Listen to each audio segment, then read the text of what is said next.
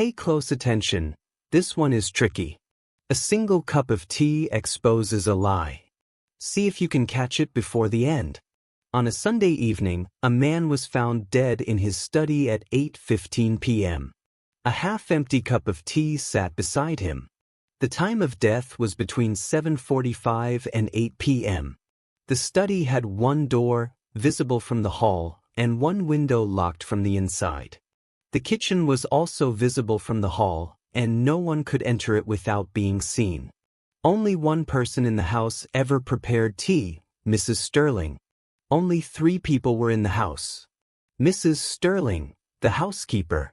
She said she prepared the tea at 7:30 p.m. and left it in the kitchen. At 7:40 p.m., she saw Mr. Black heading upstairs. She then went to the pantry and stayed there until 8 p.m. She did not enter the kitchen again. At 8:15 p.m., she went to the study with the mail and found the body.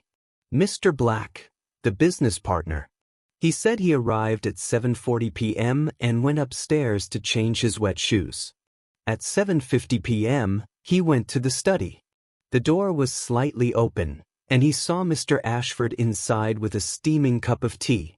He didn't interrupt and waited in the library until 8:15 p.m. Dr. Vance, the neighbor. He said he stopped by at 7:45 p.m. and let himself in. He remained in the hall the entire time. He heard a faint clink of a cup from the study. The study door was closed. He left at 7:50 p.m. Police confirmed the tea had cooled to room temperature. One of them is lying.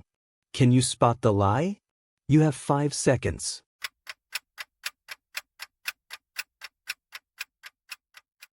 It was Mrs. Sterling. The tea was still steaming at 7:50 p.m., meaning it had to be poured just minutes earlier, around 7:45 p.m. But only Mrs. Sterling could prepare tea. No one could enter the kitchen without being seen.